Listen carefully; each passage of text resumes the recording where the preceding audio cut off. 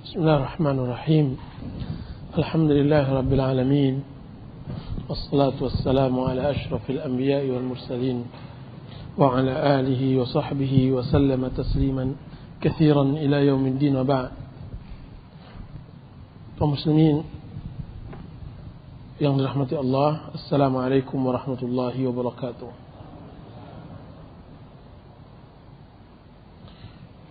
Kita lanjutkan hadis tentang bab keutamaan kaum muslimin yang lemah dan keutamaan fakir miskin.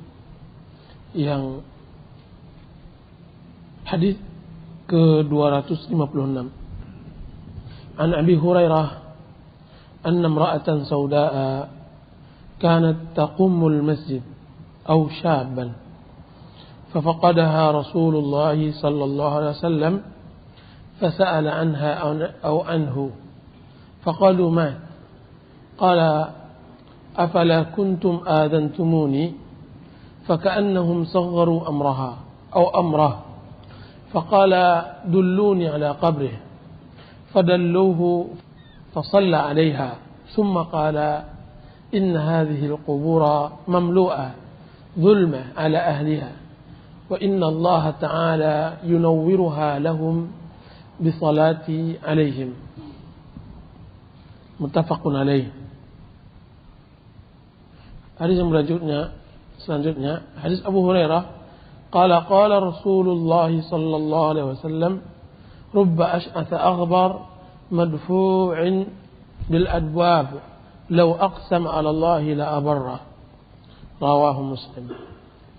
Hadis berikutnya an Usamah radhiyallahu anhu anin Nabi sallallahu alaihi wasallam qala qumtu ala babil jannah fa idza 'amatu man dakhalaha al masakin wa ashabul jaddi mahbusun ghaira anna ashaban nar qad umira bihim ila an-nar wa qumtu ala babin nar fa idza 'amatu man dakhalaha an-nisa muttafaqun alaih.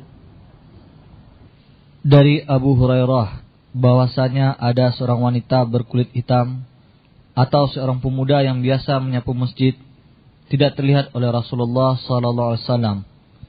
Maka beliau mencarinya seraya menanyakannya. Para sahabat menjawab, dia sudah meninggal dunia. Beliau berujar, mengapa kalian tidak memberitahuku? Seolah-olah mereka mengecilkan, meremehkan urusannya. Maka beliau bersabda, tunjukkan kepadaku di mana orang itu dikubur. Maka para sahabat menunjukkan kepada beliau dan kemudian beliau mensalatkannya. Dan setelah itu beliau bersabda, sesungguhnya kuburan ini dipenuhi oleh kegelapan bagi penghuninya, dan bahwasanya Allah yang Maha Tinggi meneranginya karena salatku atas mereka. Muttafaqun alaih. Darinya ia berkata, Rasulullah SAW bersabda, banyak orang yang kumal dan berdebu yang semua pintu tertutup untuknya. Tetapi jika dia bersumpah kepada Allah atau karena mengharapkan kemurahannya, niscaya Allah merealisasikan sumpahnya. Hadis berikutnya dari Usamah radhiyallahu anhu dari Nabi SAW, beliau bersabda, aku pernah berdiri di pintu surga, dan ternyata secara umum yang memasukinya adalah orang-orang miskin, sedangkan orang-orang kaya masih tertahan. Hanya saja para penghuni neraka telah diperintahkan untuk masuk ke dalam neraka. Aku juga berdiri di pintu neraka, dan ternyata secara umum yang memasukinya adalah kaum wanita. Muttafaqun alaih. Hadis yang pertama, hadis Abu Hurairah menceritakan tentang seorang wanita berkulit hitam, bahwa kebiasaan hari-harinya yaitu membersihkan masjid Rasulullah sallallahu alaihi wasallam. Di dalam riwayat ini disebutkan bahwa dia adalah seorang pemuda. Kemudian Rasulullah SAW menanyakan perihalnya, kiranya bahwa wanita tersebut meninggal dunia. Hadis ini menunjukkan kepada kita keutamaan membersihkan masjid. dan keutamaan menjadi gharim masjid. Istilah di negeri kita, keutamaan menjadi gharim masjid adalah wanita ini sengaja mengkhususkan dirinya untuk membersihkan masjid Rasulullah sallallahu alaihi wasallam. Dan ini juga menunjukkan bahwa tidak bolehnya bagi seorang hamba mengecilkan amal yang dia berikan terhadap Islam, Dan Allah Subhanahu wa taala membuka pintu kebaikan sebanyak-banyaknya bagi hamba. Sehingga jika seandainya seorang hamba tidak dibukakan oleh Allah Subhanahu wa taala dalam salah satu pintu kebaikan, maka Allah bukakan dia pada pintu yang lainnya. Jika seandainya seorang hamba tidak Allah bukakan dalam pintu salat, maka Allah bukakan dia di dalam pintu sedekah.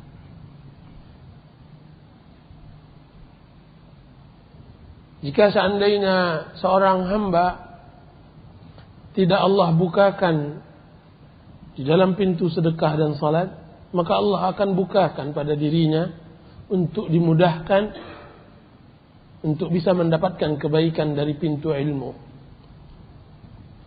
Dan berapa banyak pintu-pintu surga yang mana seorang hamba akan masuk surga sesuai dengan kebaikan yang biasa dia lakukan di dunia. Satu hari salah seorang ulama mengirim surat kepada Imam Malik, Imam Darul Hijrah, menyuruhnya untuk bisa memfokuskan diri pada ibadah kepada Allah Subhanahu wa taala. Kemudian Imam Malik menjawabnya.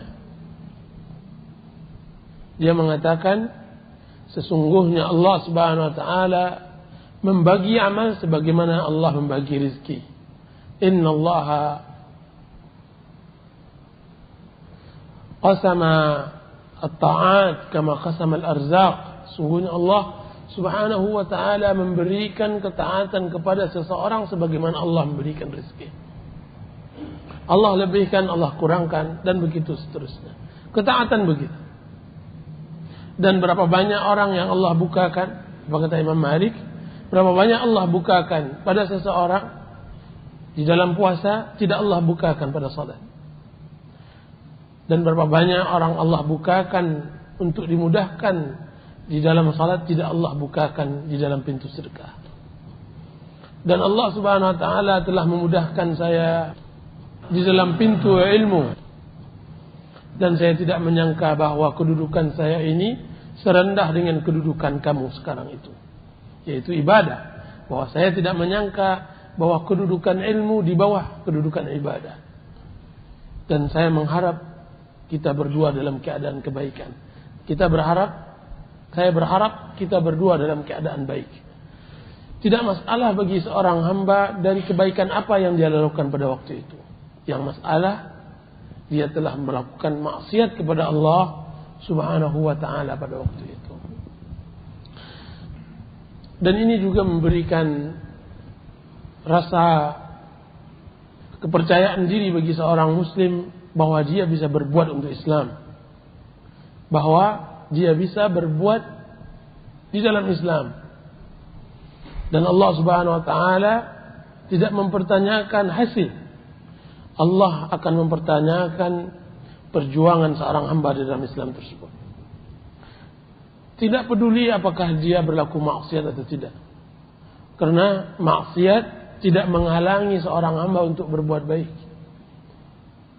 Maksiat seorang hamba tidak harus dia menghinakan dirinya kemudian dia mengucilkan, bergaul dengan orang-orang yang saleh, tidak mengenal Islam. Tetapi seharusnya maksiat menjadi pemicu untuk dia lebih giat lagi beramal.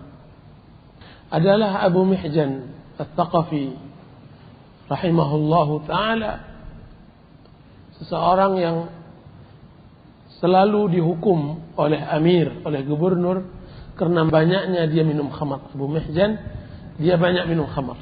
Tidak pernah berhenti dari hukuman karena minum khamar. Kan tapi dia apa? Dia mempunyai kebaikan yang tidak dimiliki oleh kebanyakan kaum muslimin. Tidak rela Islam dilecehkan dan dikucilkan. Di sebuah peperangan yang terjadi di Qadisiyah, bahwa Amr bin As memanjara beliau.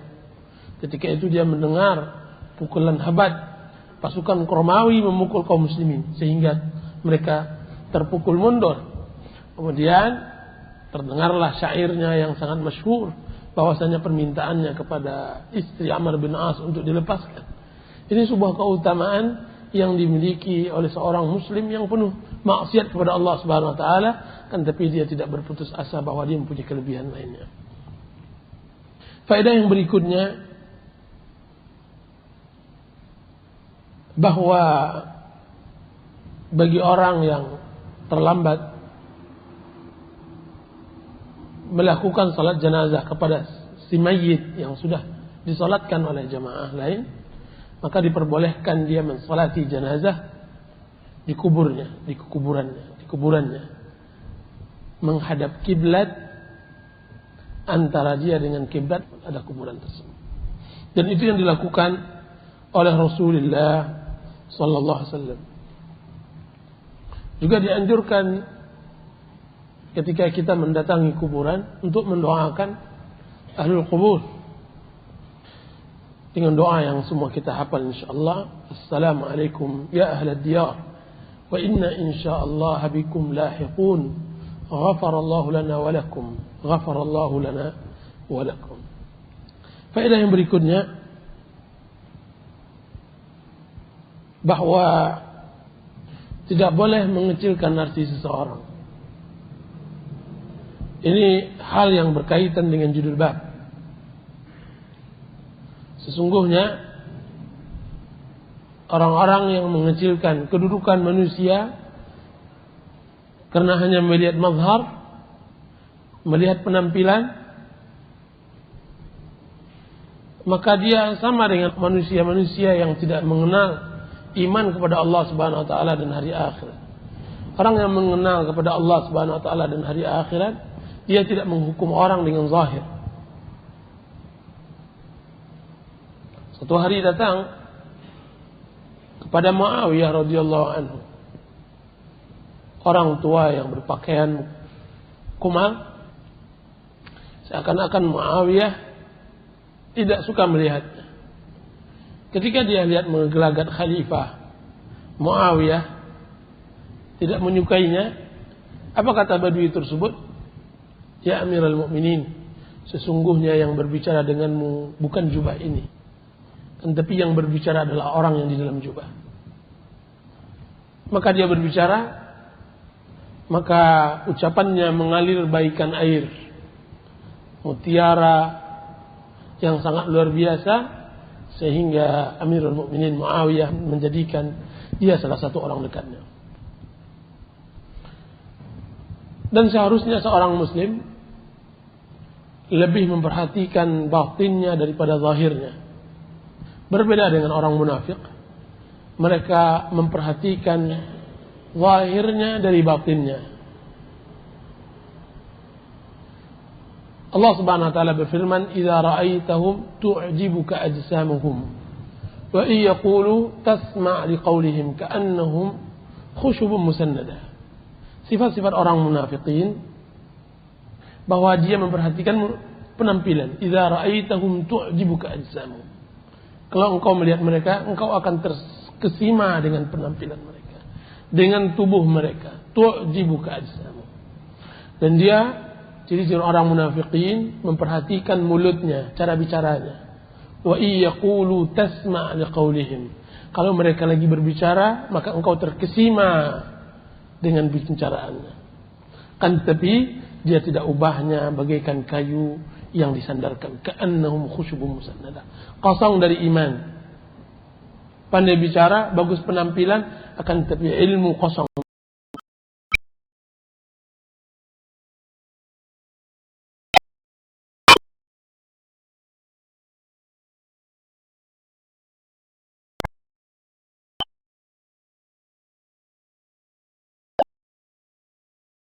Wa Ma'mun dan Amin. membawa Ma'mun dan Amin, anaknya. Ketiga-tiganya khalifah, sang ayah khalifah dan kedua-duanya adalah pangeran. Bagaimana dia antri bersama kaum muslimin yang lainnya ketika mereka ingin bertanya tentang manasik haji di Mekkah, antri menunggu giliran untuk bertanya kepada alim Atha bin Abi Rabah. Atha bin Abi Rabah. Jadi menunjukkan bahwa penampilan tidaklah menjadi hal yang berperan penting di pandangan Islam, kan tapi batin. Batin, dan ini yang sering disebut oleh Rasulullah SAW di dalam banyak hadis. Wallahu ta'ala. Hadis yang berikutnya, Rasulullah SAW menyebutkan beberapa orang laki-laki, berapa banyak orang yang kusut masai rambutnya, berdebu, madfu'un bil abwab, tertalak di pintu-pintu ketika dia antri. Tapi apa yang dia lakukan? Lau aqsama 'ala Allah. Jika seandainya dia mengangkat tangannya memohon kepada Allah Subhanahu wa taala, Allah akan tunaikan permintaannya. Orang-orang yang seperti ini berdebu, orang-orang kumal, orang-orang yang tidak memiliki pakaian kecuali berapa helai, orang-orang yang tidak dikenal oleh penduduk bumi, akan tetapi suaranya menggema di langit ketujuh. Sangat dikenal oleh penduduk-penduduk langit. Orang ini yang luar biasa di sisi Islam. Suatu hari salah seorang amir mencari Muhammad bin Wasi'. Muhammad bin Wasi' salah seorang tabi'in. Ketika telah bertemu dua pasukan kaum muslimin dengan pasukan kufar. Apa kata amir? Mana Muhammad bin Wasi'?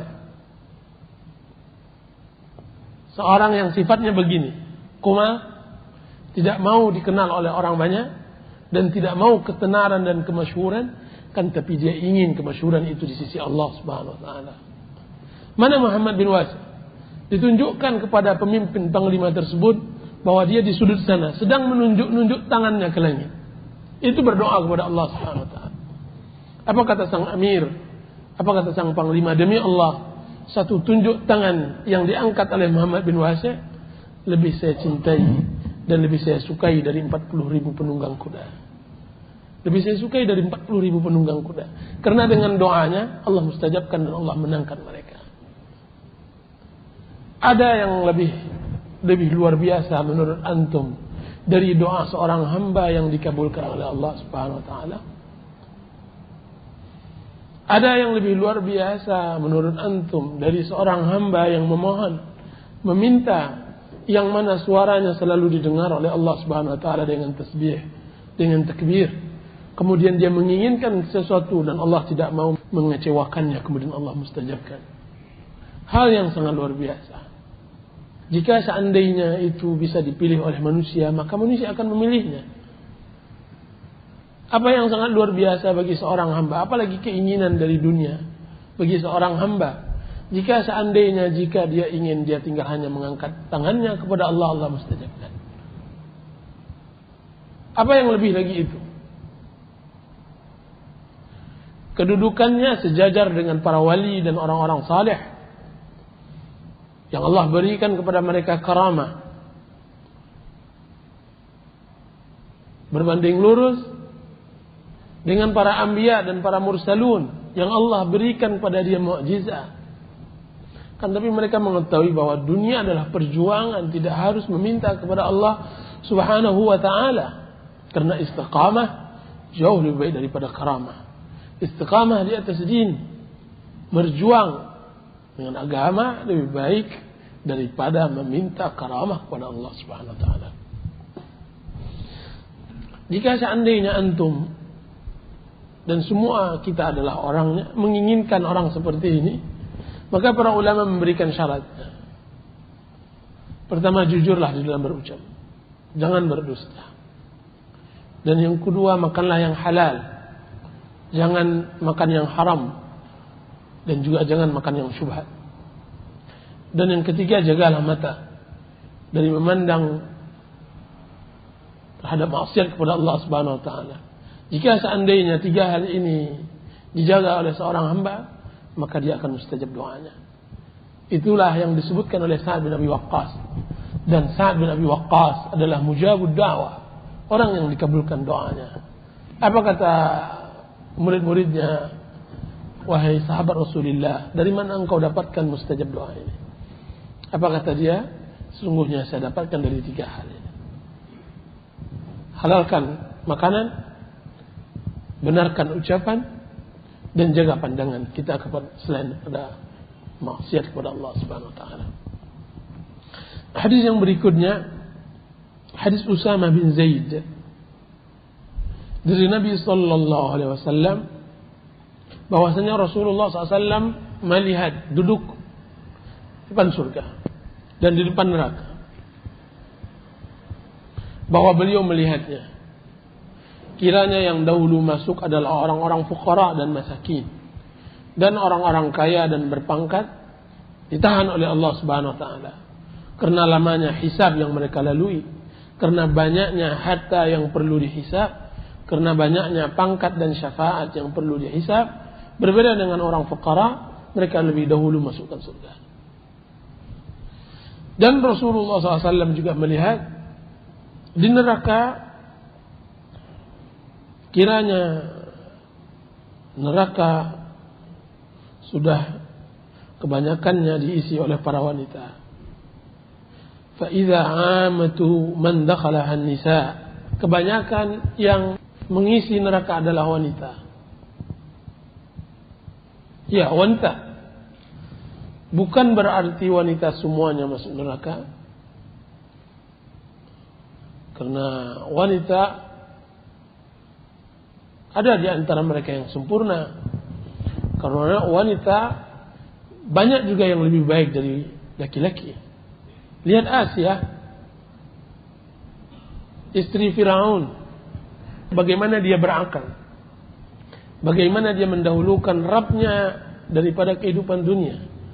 Dia mengatakan, Rabbi ibnili baitan fil jannah.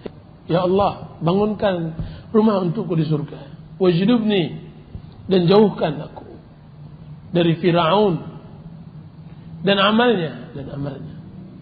Dan lihat dia Firaun laki-laki, kan tapi seorang yang sengsara, seorang yang diktator, seorang yang hina, seorang pengecut, semua sifat iblis ada pada dirinya. Dan dia adalah orang kafir, tersiksa di dunia dan tersiksa di akhirat. Istrinya adalah semulia istri. Dan ini Khadijah radhiyallahu anha, seorang wanita yang berakal, mengetahui bahwa hidayah, maka dia mendapatkan iman dengan cepatnya karena akalnya yang sehat. Kan tapi walaupun begitu banyaknya wanita yang masuk surga, di saat itu juga lebih banyak lagi yang masuk neraka. Kenapa wanita lebih banyak masuk neraka? Karena 2 hal.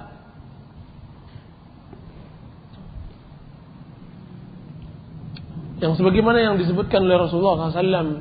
Rasulullah SAW bersabda, Ya ma'syaran nisa, tasaddaqna fa inni ra'aitukunna aktsara ahli an-nar.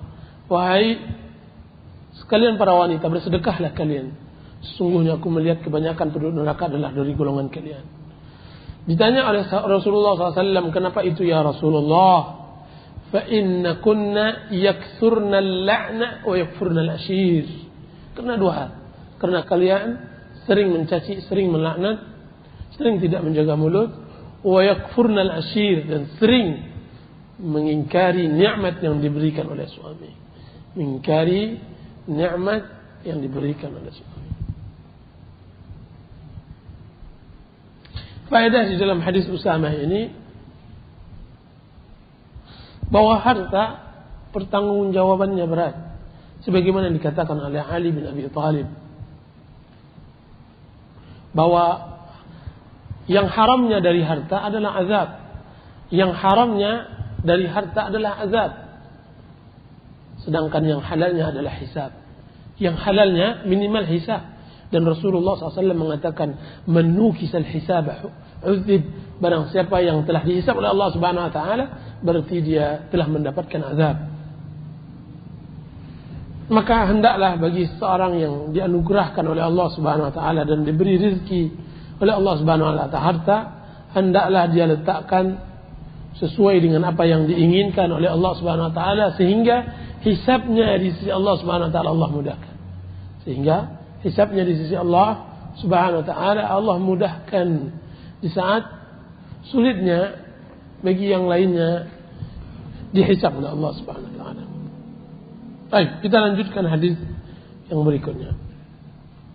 Hadis an Abi Hurairah radhiyallahu anhu an Nabi sallallahu alaihi wasallam qala lam yatakallam fil mahdi illa thalatha Isa ibn Maryam wa sahib Jurayj wa kana Jurayj rajulan abidan fattakhadha sawma'atan fakana fiha fa'atat ummuhu وهو يصلي فقالت يا جريج فقال يا ربي أمي وصلاتي فأقبل على صلاته فانصرفت فلما كان من الغد أتته وهو يصلي فقالت يا جريج فقال أي ربي أمي وصلاتي فأقبل على صلاته فلما كان من الغد أتته وهو يصلي فقالت يا جريج فقال أي ربي أمي وصلاتي فأقبل على صلاته فقالت اللهم لا تمته حتى ينظر إلى وجوه المومسات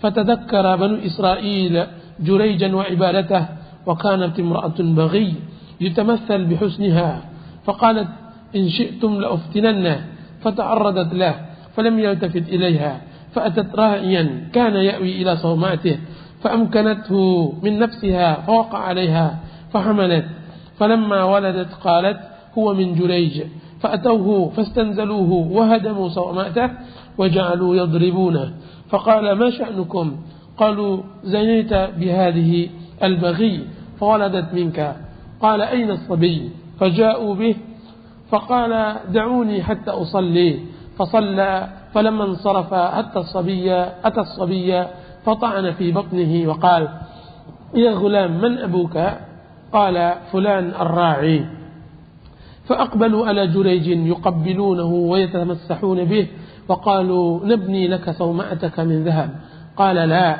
أعيدوها من طين كما كانت ففعلوا وبينما صبي يرضأ من أمه فمر رجل راكب على دابة فارهة وشارة حسنة فقالت أمه اللهم اجعل ابني مثل هذا فترك الثدي وأقبل فنظر إليه فقال اللهم لا تجعلني مثله ثم أقبل على ثديه فجعل يرتضع فكأني أنظر إلى رسول الله صلى الله عليه وسلم وهو يحكي ارتضاعه بأصبعه السبابة في فيه فجعل يمصها فقال ومروا بجارية وهم يضربونها ويقولون زنيت سرقت وهي تقول حسبي الله ونعم الوكيل فقالت أمه اللهم لا تجعل ابني مثلها فترك الرضاعة ونظر إليها فقال اللهم اجعلني مثلها فهنالك تراجع الحديث فقالت مر رجل حسن الهيئة فقلت اللهم اجعل ابني مثله فقلت اللهم لا تعجلني مثله ومروا بهذه الأمة وهم يضربونها ويقولون زنيت سرقت فقلت اللهم لا تجعل ابني مثلها فقلت اللهم اجعلني مثلها قال إن ذلك الرجل كان جبارا فقلت اللهم لا تجعلني مثله وإن هذا يقولون لها زنيت ولم تزني وسرقت ولم تسرق فقلت اللهم اجعلني مثلها متفق عليه. Dari Abu Hurairah radhiyallahu anhu dari Nabi sallallahu alaihi wasallam, beliau bersabda, tidak ada yang berbicara di dalam buayan kecuali hanya 3 orang, yaitu Isa putra Maryam, lalu bayi yang menyelamatkan Jurayj. Jurayj adalah seorang yang tak beribadah. Dia membangun tempat ibadah dan dia selalu berada di dalamnya. Suatu saat ibunya datang sedang dia tengah mengerjakan salat. Ibunya berkata, "Hai Jurayj." Jurayj berkata di dalam hati, "Ya Rabb, ibuku memanggil. sedang aku tengah salat. Maka dia meneruskan salatnya dan ibunya kembali pulang. Pada keesokan harinya ibunya datang lagi dan dia pun tengah mengerjakan salat. Ibunya memanggil, "Hai Juraij." Juraij pun berkata di dalam hati, "Ya Rabb, ibuku datang sedangkan aku tengah salat." Maka dia tetap meneruskan salatnya. Dan pada hari berikutnya ibunya itu datang lagi pada waktu Juraij tengah mengerjakan salat. Maka ibunya pun memanggil, "Hai Juraij." Juraij pun berkata, "Ya Rabb, ibuku datang dan aku tengah salat." Lalu dia tetap meneruskan salatnya. Maka ibunya mengucapkan, "Ya Allah, janganlah engkau mematikannya sehingga dia melihat wajah atau berurusan dengan para pelacur." Maka Bani Israel pun mengingat Juraij dan ibadahnya. Pada waktu itu ada seorang wanita jahat yang cukup cantik berkata, "Seandainya kalian menghendaki, niscaya aku sanggup menguji atau menggoda Juraij." Kemudian wanita itu datang dan mengganggu Juraij, tetapi dia tidak tergoda sedikit pun. Wanita itu datang kepada seorang pengembala yang selalu menjadikan tempat ibadah Juraij sebagai tempat bernaung. Lalu wanita itu mengajaknya untuk berbuat zina. Dan pengembala kambing itu pun mau memenuhi ajakan wanita tersebut, hingga akhirnya wanita itu hamil. Ketika wanita itu melahirkan seorang bayi, dia berkata, "Bayi ini adalah hasil hubunganku dengan Juraij." Kemudian orang-orang Bani Israel itu datang kepada Juraij dan memaksanya untuk turun. Lalu mereka menghancurkan tempat ibadahnya itu dan mereka memukulinya. Juraij berkata, "Mengapa kalian berbuat seperti ini?" Mereka menjawab, "Engkau telah berbuat zina dengan pelacur itu sehingga dia melahirkan seorang bayi." Juraij berkata, "Mana bayi tersebut?"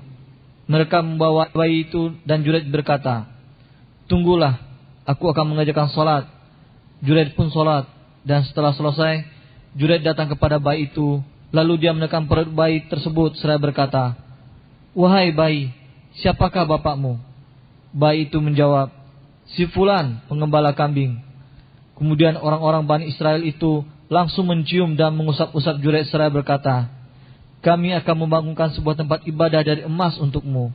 Jangan, bangunkan kembali tempat ibadahku dari tanah seperti semula," sahut Juraij. Maka mereka pun membangunkan tempat ibadah untuk Juraij.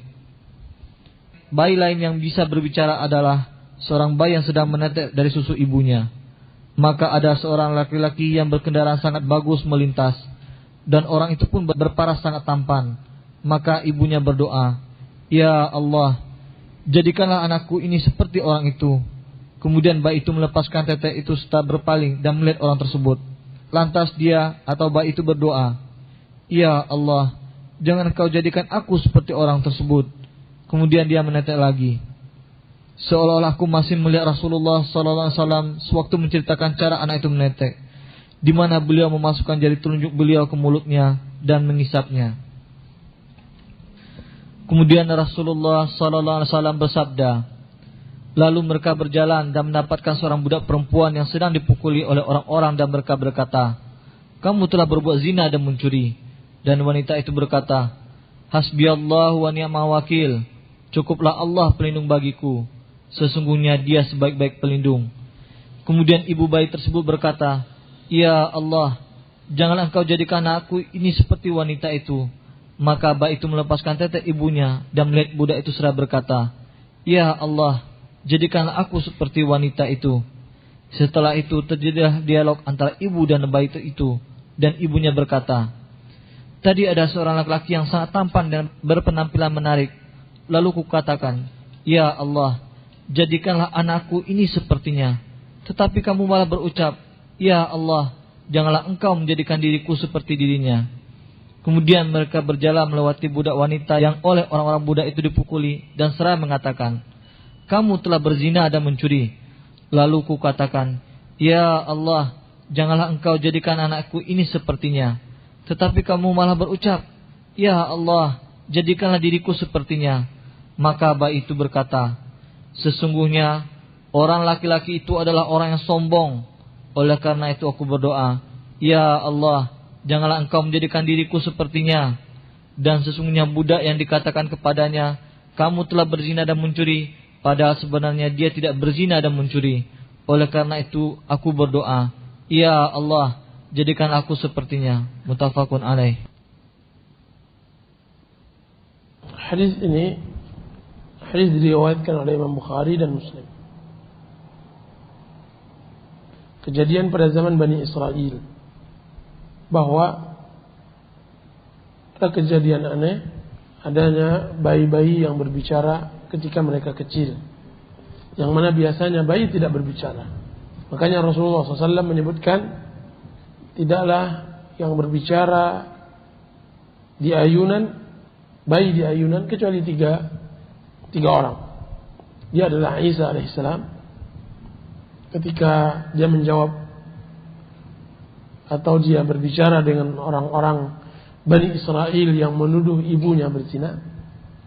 Dan yang kedua, bayi Juraij, bayi wanita yang menuduh Juraij berzina dengannya. Dan yang ketiga, bayi yang menyusu dengan ibunya. Ini ketiga. Tiga kejadian berbeda tempat. Dan hadis ini menerangkan dua kejadian.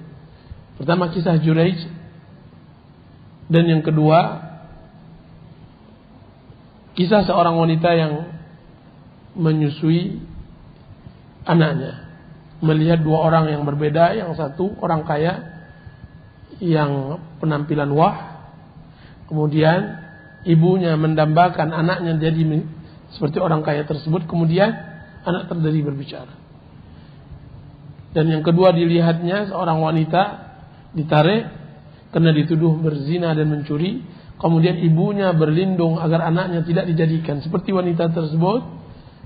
Kiranya sebaliknya, sang anak berdoa kepada Allah Subhanahu wa taala agar dijadikan seperti wanita itu. Yang pertama, kisah Juraij. Kisah Juraij ini terjadi setelah Isa alaihissalam. Dan tiga kejadian ini yang jelasnya yaitu Nabi mengatakan tidaklah ada bayi yang berbicara kecuali tiga orang, yaitu di Bani Israel. Kalau tidak, di luar Bani Israel ada yang juga berbicara tentang ketika dia masih kecil, yaitu hadis Ghulam tentang Ashabul Ukhdud.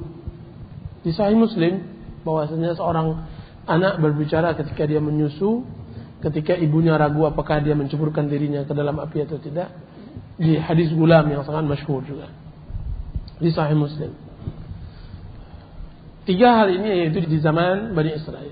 Kisah Juraij terjadi setelah Nabi Isa alaihissalam, dan jelasnya sebelum Rasulullah SAW, karena kisah ini dikisahkan oleh Rasulullah SAW kepada para sahabatnya.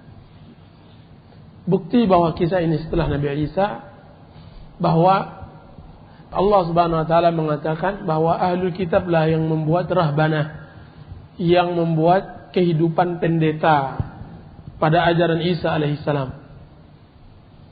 Allah Subhanahu wa taala mengatakan dalam surah Al-Hadid, wa rahbaniyatan ibtada'uha fama ra'awha haqqa ri'ayatiha, bahwa gaya hidup menjadi seorang pendeta, mereka lah ahlul kitab yang membuat-buatnya di dalam agama mereka, dan mereka tidak menjaga hak agama tersebut.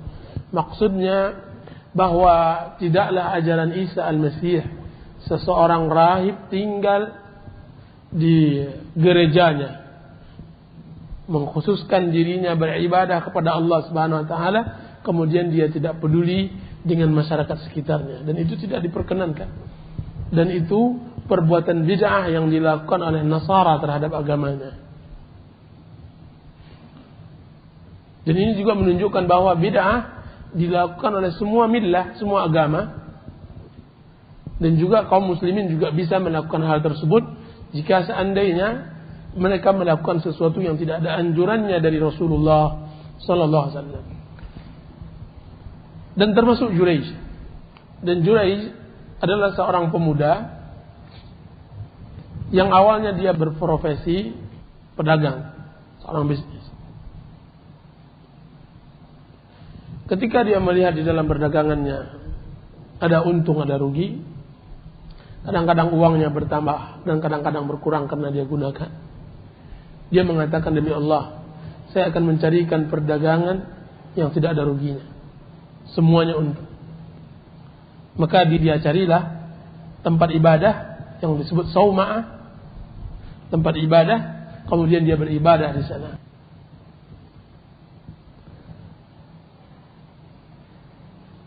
Dan benar Juraij dalam satu sisi bahwa perdagangan akhirat adalah perdagangan yang tidak pernah merugi selama-lamanya. Dan Allah Subhanahu wa taala menyebutkan akhirat perdagangan, ya ayyuhalladzina amanu hal adullukum ala tijarah tunjikum min adzabin alim. Perdagangan ini dua hal, bagaimana kita diselamatkan oleh Allah Subhanahu wa taala dari neraka. Dan ini tujuan awal kita berdagang. Bagaimana kita tidak masuk neraka itu saja. Masuk surga ini perihal kedua. Makanya Umar bin Khattab radhiyallahu anhu mengatakan, demi Allah, alangkah indahnya kalau seandainya aku menjadi kayu yang ditebang kemudian dibakar kemudian tidak ditanya oleh Allah Subhanahu wa taala. Apa yang diinginkan oleh Umar bin Khattab? Dia tidak dihisab dan tidak dimasukkan ke dalam neraka. Ya ayyuhalladzina amanu hal adullukum ala tijarah tunjikum. Perdagangan yang menyelamatkan kalian dalam azab yang pedih. Karena kehidupan yang sementara ini dihadapkan kehidupan yang abadi. Dan dia azab yang pedih. Sekurang-kurangnya Allah Subhanahu wa taala menyebutkan labithina fiha ahqaba. Mereka kekal, mereka tinggal dalam neraka tersebut berabad-abad. Auzubillah.